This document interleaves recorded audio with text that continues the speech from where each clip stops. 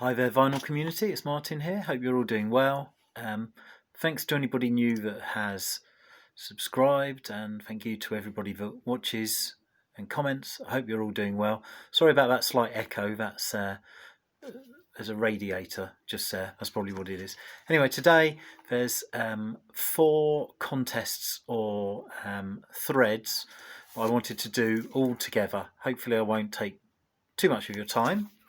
So the first one was quite a recent one. That was Richard McCook.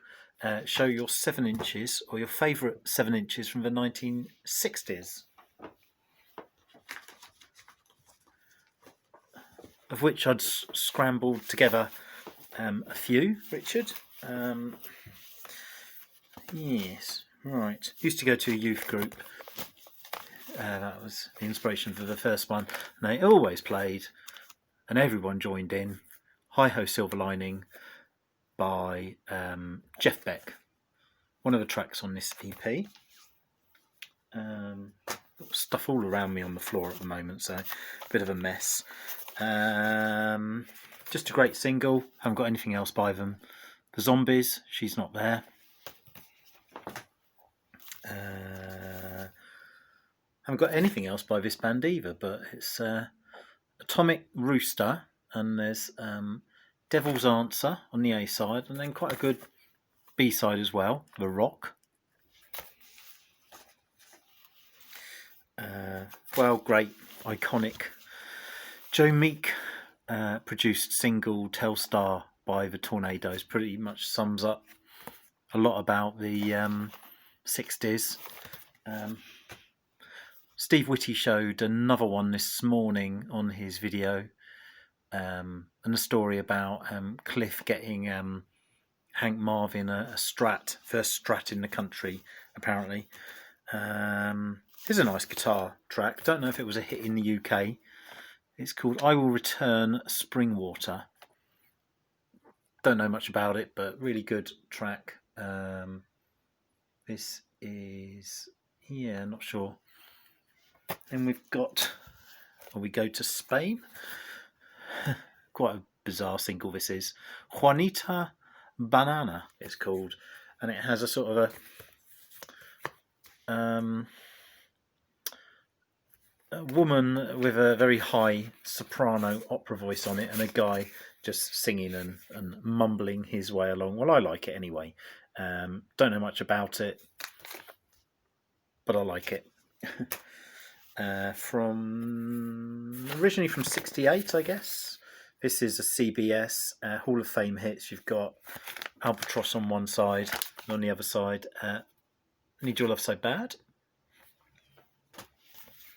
Haven't got any Beatles 7 inches, I don't think. This is cover version of All My Loving on Fontana from 1964 by Marilyn Powell.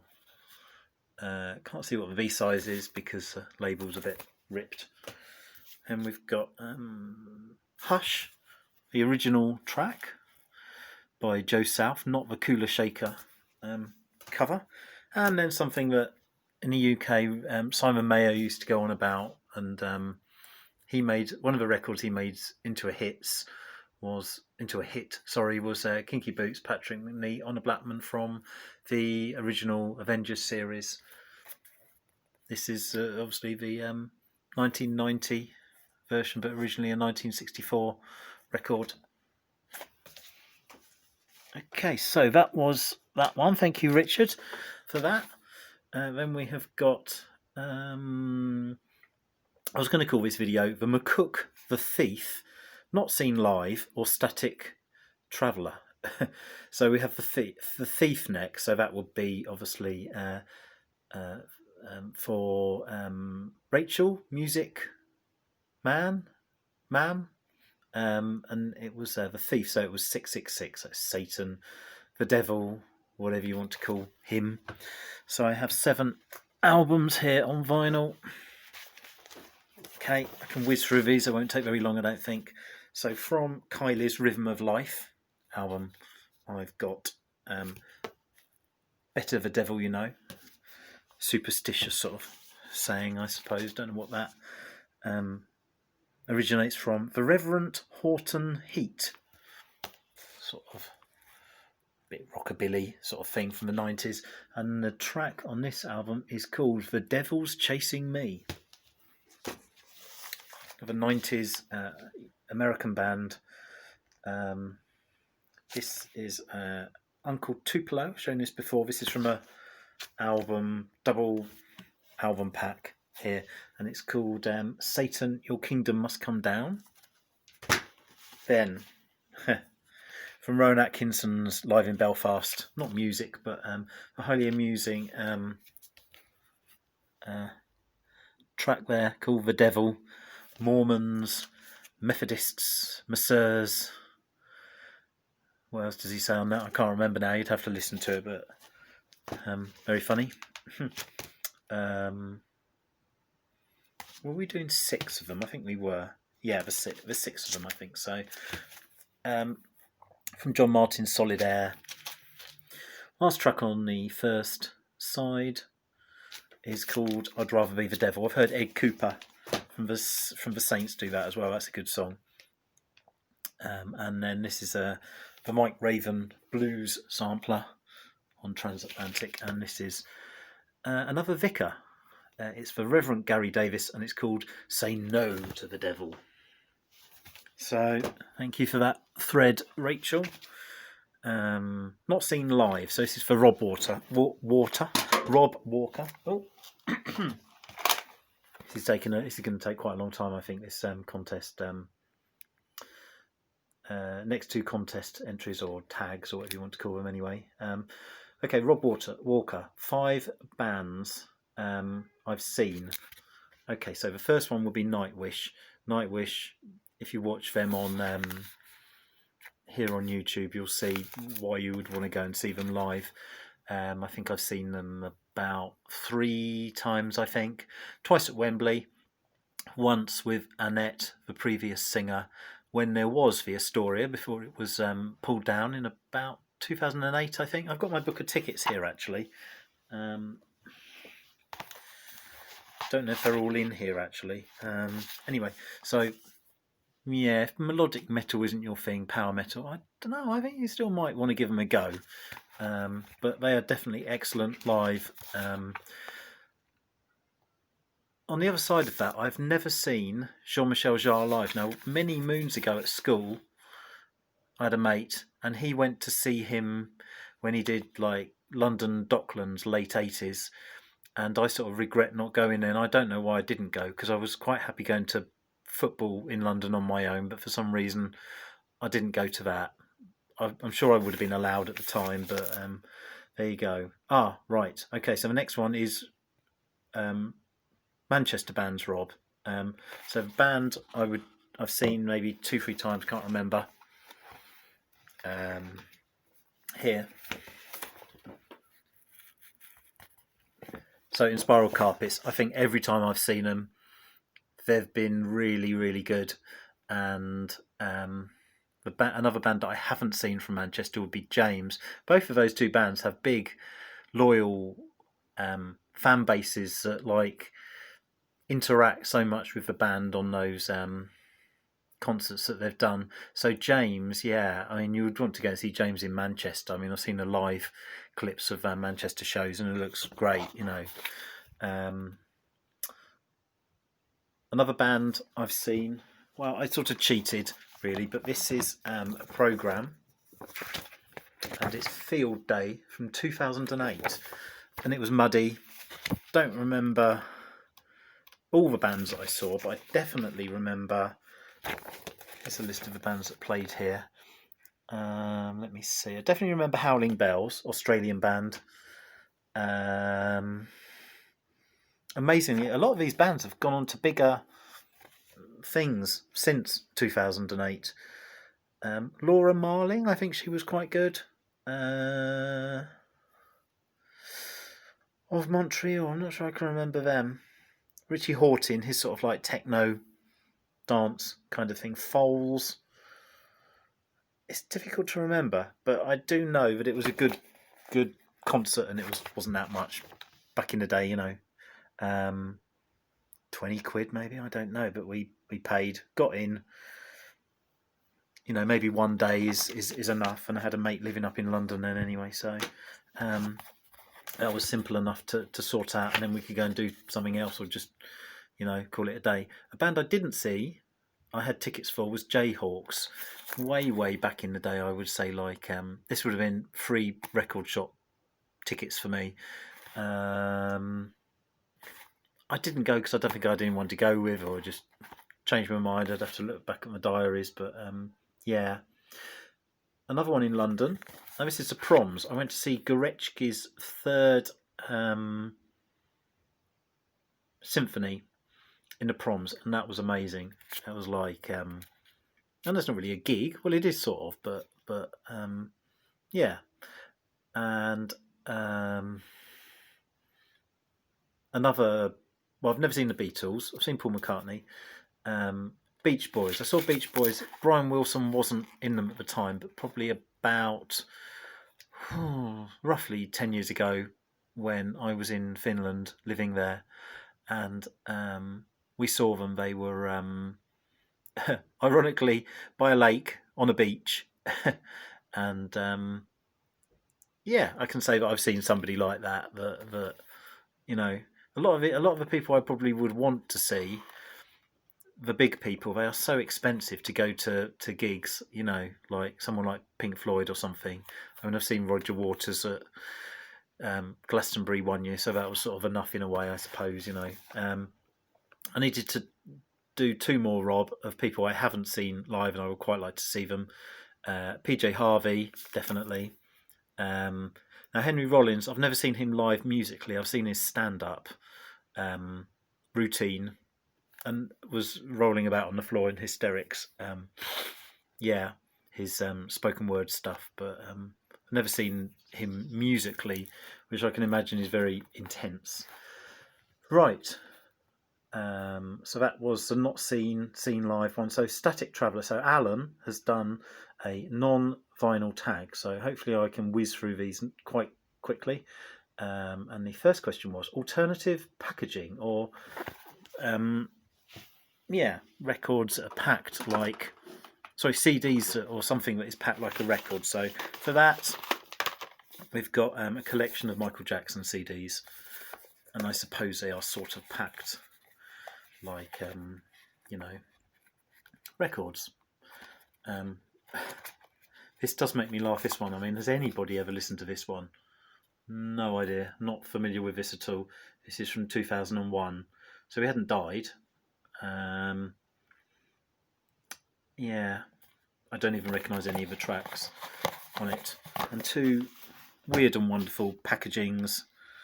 I think someone's shown this already. Spiritualised, done like a tablet, and then it has the medication label in there. It's amusingly written. And then I've got, don't really even like this. I think I picked this up for 50p somewhere. I mean, it's got that version of Go West on it, but I love that packaging and the, 3-dimensional, almost Lego, I suppose, isn't it? And if this breaks, you've had it, haven't you? You're not going to get another orange box like that anywhere. So that was the first question, Alan. And then he's asked, music book that you turn to often. Now I should really be saying Psalms, because that's the original music book to me.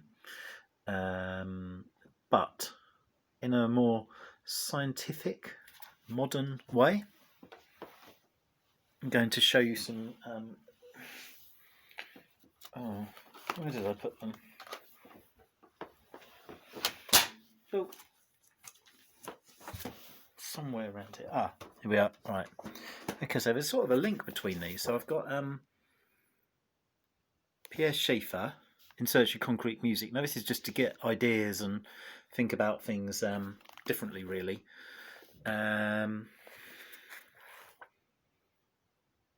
It's a pick me up, put me down kind of book. You probably read 2 pages of this and it's enough to think about for a couple of days, really. I mean, I I don't understand all these things, to be honest with you. Yeah.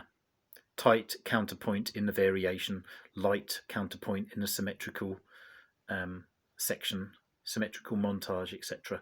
But I can understand this about the universe and Earth and about sounds. So here's a Bernie Krause CD called Nature. And then I've got a NASA going past Jupiter CD. And then this is a Bernie Krause book, which I found for 50p somewhere actually.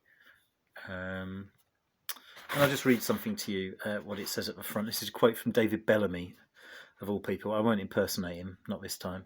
A vade mecum of ordered tranquillity, a gift that came with the harmony of the spheres, allowing even the smallest living things to sing love songs in many diverse ways, while bragging that they are the fittest and will survive above the cacophony of war. So this is, he describes as a fascinating book of natural history, worthy to be read in the silence of your own library. Please listen to what it warns about all our futures. This is from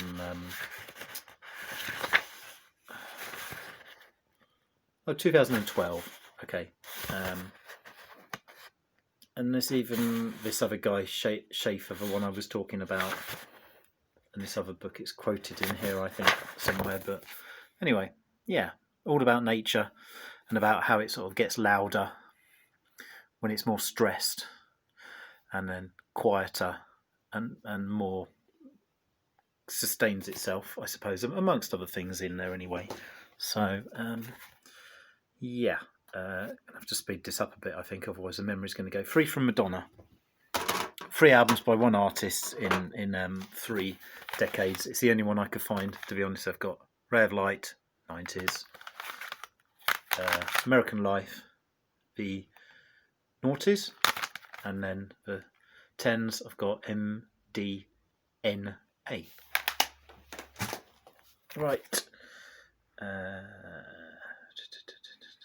Box set with most CDs. I got this from my mate, that or what was left of his stuff last year when he passed away. Frank Sidebottom's box set, for want of a better word. Yeah.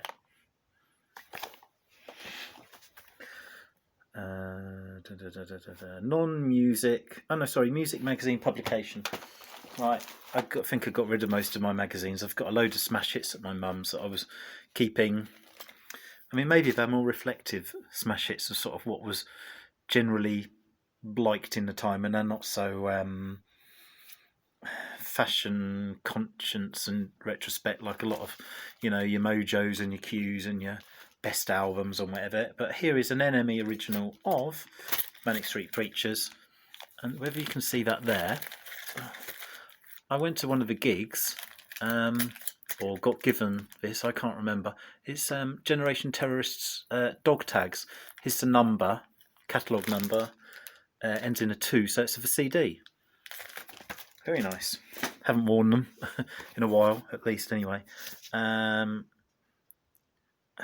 Non-music CD or cassettes. Non-music CD or cassettes. Right. C.S. Lewis, The Screwtape Letters. And this is what I did when I was young with my cousins. I could never put this on the internet or anything. I would be in so much trouble with them probably. So before you had BBC Radio 5, I decided that I would do a spoken word jokes sort of pretend radio station for the day. So here it is with my cut out from the Argos catalogue sticker thing. Stereo, that's what I mean, yeah. Ghetto Blaster. So, and I called my band, because I lived in Buckinghamshire, the Burks from Bucks. And, well, that's all there is to see on it, really, I think. And I've typed, even, can you believe it, typed some notes at the time. God, I must listen to these sometime. I haven't listened to cassettes for a long, long time. So that was that.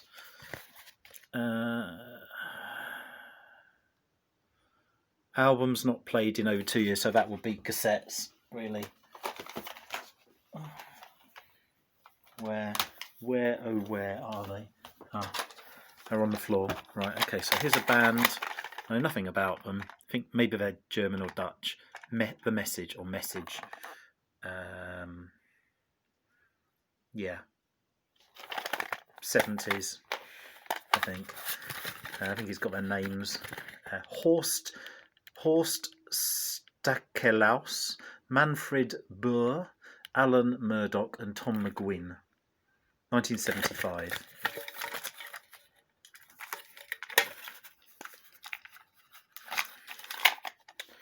And then we've got, this is a cassette. The guy I used to know, he was an underground train driver. He now, from what I understand, or certainly recently, he's been teaching in an educational fun way the gamelan, because he went to live in Malaysia sort of area, I think, for a while. Oops. And this was his band when he was doing a sort of a psychedelic thing, I guess you would say. There we go. Lunchbox from Space on a SA60 cassette. And liner notes. And someone else I used to know, I used to work with. So he was in this band called The Original Sinners. So this is very much like a bit bluesy, I suppose. Thunder, that sort of late 80s sort of thing. It's called Love All the Money. Yeah. And it's a limited edition. Yeah. Okay. Music related DVD you'd recommend. I've got I haven't got VHS anymore, but I've still got a church of the promo videos and such like, called Jokes, Magic and Souvenirs. And then I would recommend that you would see, I've only seen this one, I found this quite recently actually. I would recommend you see this film here, Leningrad Cowboys Go America. Very funny. And I'm nearly there. Album that was a disappointment.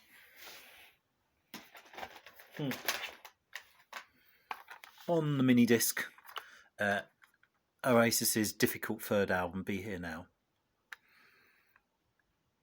I would still look at that and be disappointed. I mean, I'm not even so much into listening to them really, but at the time, 1997, that was a big disappointment.